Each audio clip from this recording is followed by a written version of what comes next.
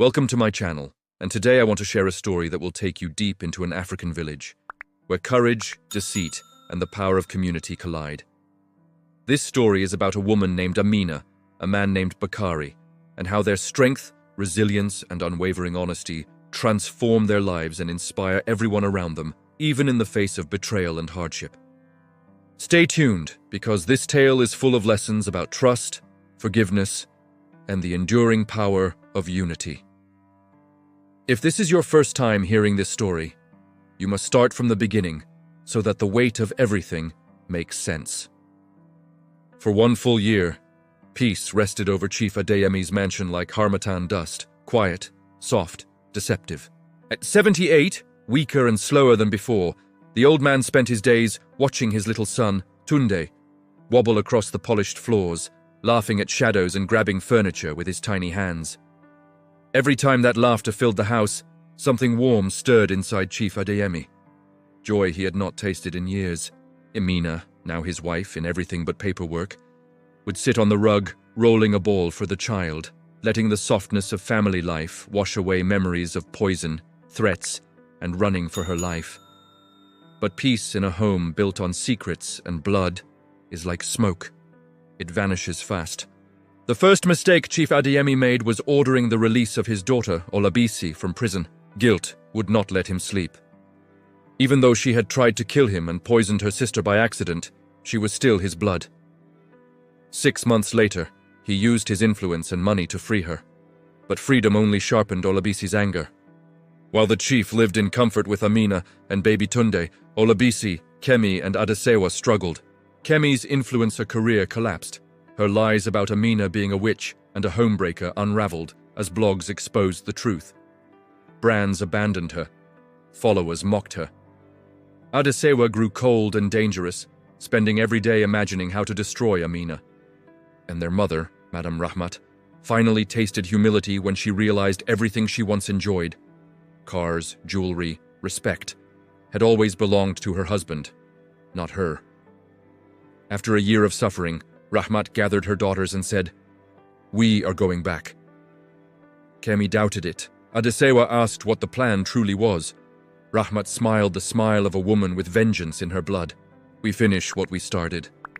They launched a campaign of pity, calls, texts, emails, all to Chief's younger brother, Uncle Giboyega, the only man who could bend the chief's heart. Rahmat cried on the phone. Olabisi begged for forgiveness. Kemi swore she had changed. And Adesewa pretended to be gentle and remorseful.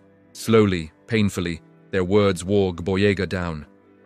He convinced the chief that people could change, that families should be repaired. Chief Adeyemi made a mistake. He asked Amina. She told him plainly that if his daughters returned, her son must leave the mansion for safety. Then she added something else. If she must stay with that family under one roof, she must be his wife properly, not a glorified maid. 2 weeks later, with only a pastor and Uncle Giboyega as witnesses, she became Mrs. Amina Adeyemi. With a heavy heart, she sent Tunde to Abuja to live with her mother. She kissed him, whispered promises, and watched the car drive away with her world inside it. When Chief Adeyemi finally allowed Rahmat and her daughters back, they returned with fake smiles and poisoned hearts. Rahmat congratulated Amina through clenched teeth when she saw the wedding ring. Kemi cried dramatically. Olabisi acted repentant. Adesewa played humble. Only Amina saw the truth in their eyes. This wasn't reconciliation, it was strategy. Inside the mansion, old wounds reopened. Rahmat couldn't stand seeing Amina in the bedroom she once ruled, wearing the clothes she once owned, loved by the man she once controlled. She noticed something strange. Tunde was nowhere in sight. When she asked Amina where the child was, Amina smiled calmly and said, "Somewhere safe, somewhere you cannot reach." That answer ignited Rahmat's rage. Using her new allowance from the chief, she secretly hired men to find Amina's mother and the boy in Abuja. Meanwhile, Olabisi spiraled into drugs, Kemi went back to bragging online and destroying her last bit of reputation, and Adesewa grew confused when her mother became secretive. But one night, Adesewa saw Rahmat standing outside the chief's bedroom door, crying after hearing him laugh with Amina, the kind of laughter he had never shared with her. That night, Adesewa told her mother she was ready for anything. Rahmat finally revealed her plan. Her men soon called. They had found Amina's mother and baby Tunde in Maitama. Rahmat ordered the kidnapping. The next day, as Amina's mother drove Tunde home from school, masked men ambushed the car, beat the guards, dragged grandmother and child out and sped off. Tunde screamed for help.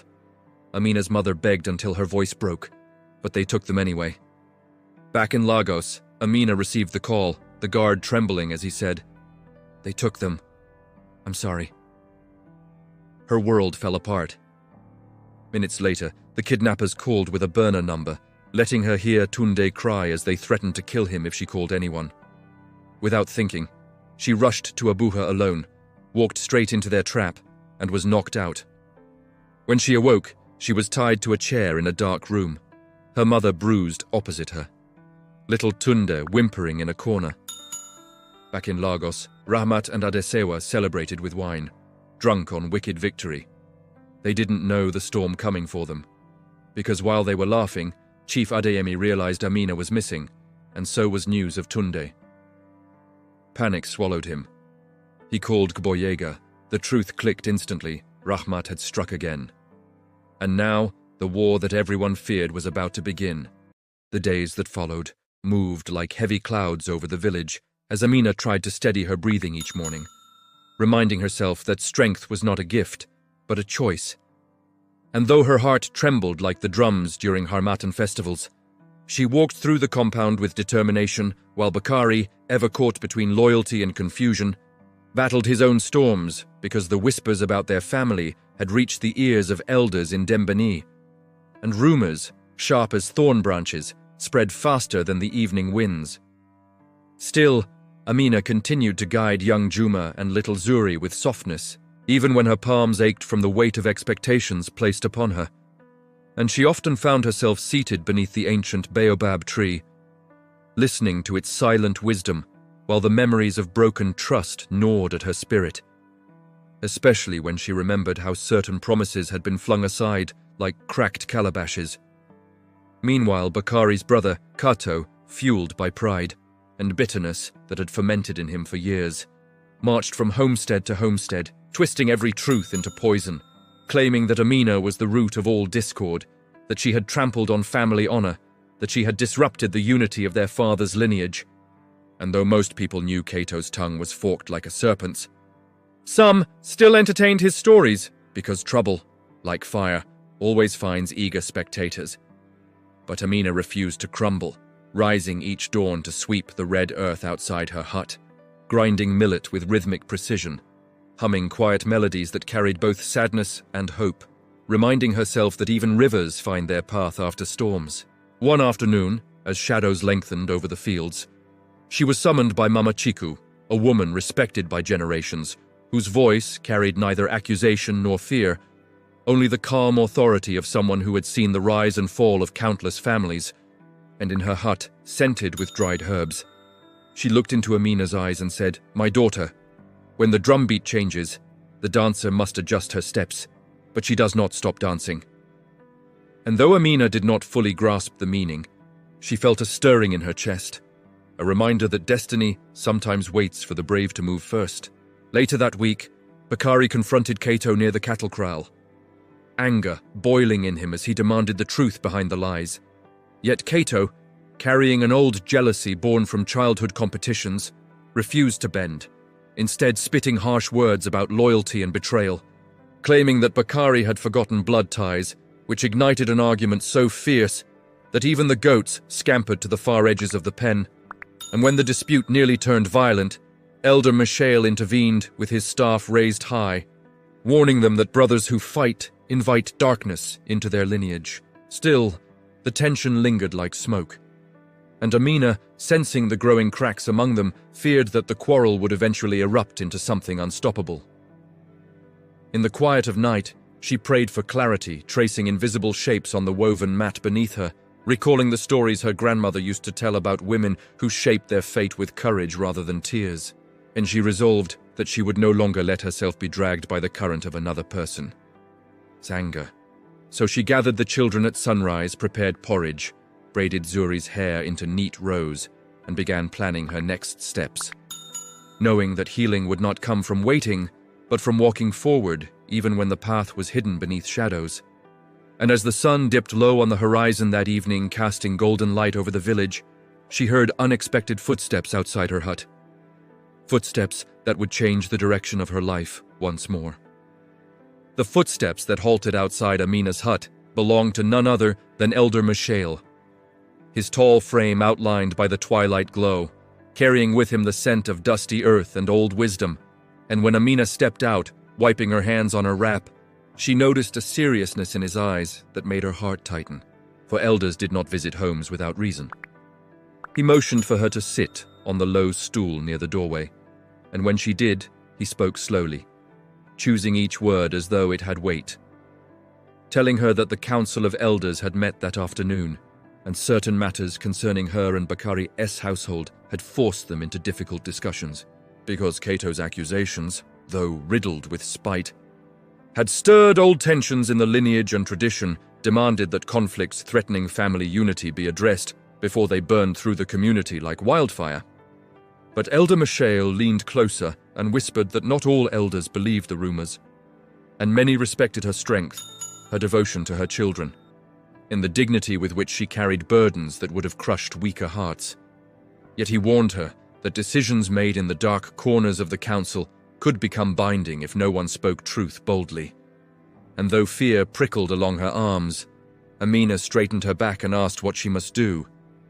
Elder Mishael replied that the council intended to summon her for questioning at dawn in the central meeting ground near the old tamarind tree, where she would stand before not only the elders but also villagers drawn by curiosity, and she must be prepared to defend her integrity because silence in such moments could allow lies to grow roots.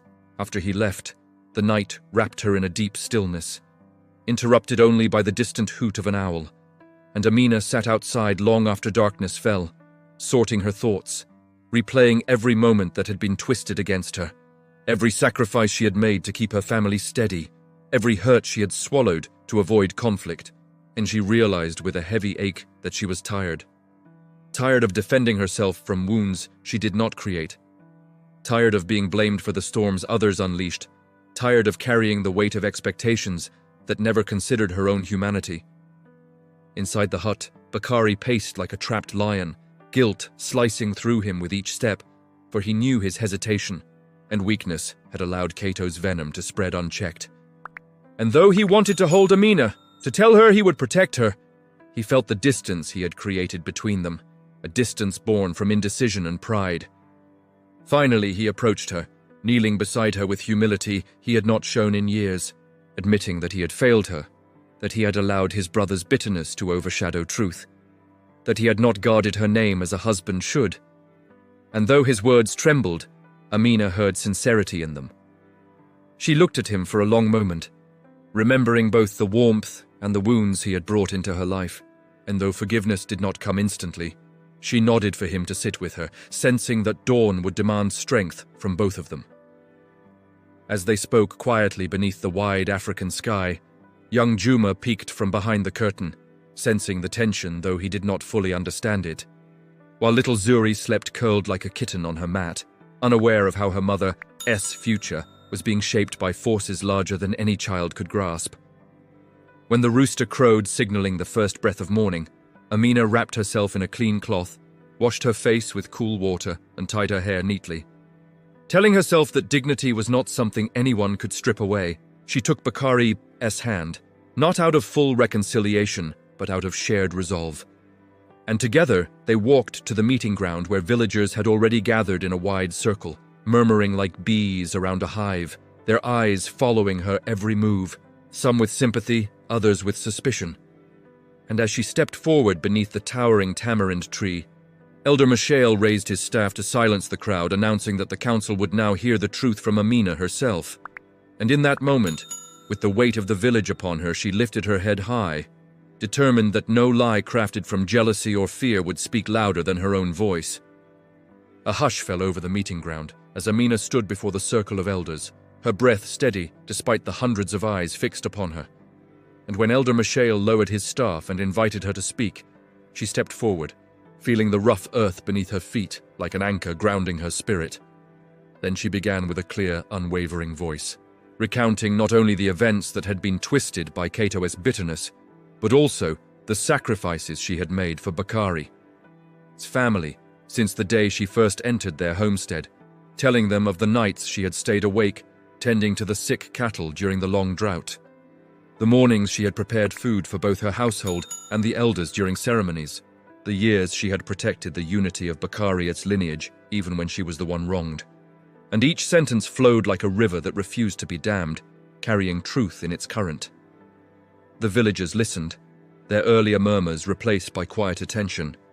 Some nodding as they remembered moments they had witnessed themselves, while others shifted uncomfortably as they realized how easily gossip had swayed their hearts. And when she addressed Kato directly, her voice did not shake, for she spoke not from anger, but from clarity, telling him she had never sought to replace him in the family's inheritance. Never tried to claim honor that was not hers, never once raised her hand against him. Yet he had dragged her name through mud simply because he could not bear the thought of his younger brother building a life he believed should have been his. Kato's jaw tightened, his pride cracking under the weight of Amina's truth. But he still attempted to speak, throwing out accusations that sounded weaker now, like a drum with a split skin.